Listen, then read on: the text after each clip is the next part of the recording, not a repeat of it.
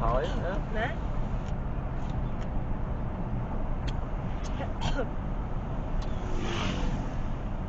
Lúc mình hả?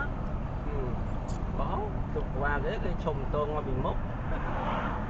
chìm rai lên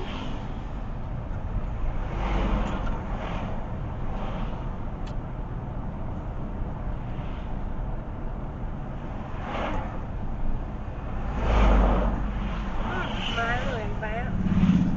mà mình ở đây là mùi mình tấu ba đấy tôi còn hết đó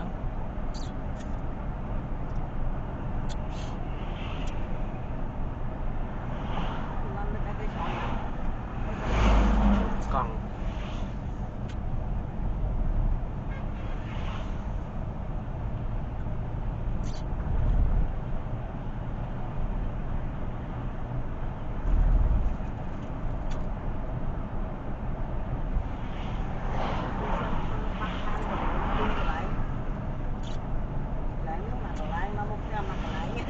bay cái lại nhá đi nó là mấy đứa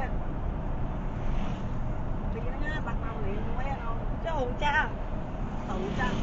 cái à nó còn tờ luôn đó bay lại nhá ấy cái tật xe cho mình có mình cho hồn cha cha mình trên nên ăn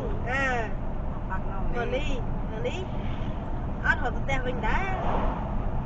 trời cháy mà lụa nè xíu thì còn bị còn luộc đai xin chị cục chê và anh vô tờ lông trong người tay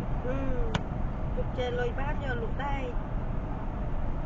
lụa trắng nè là tinh chứ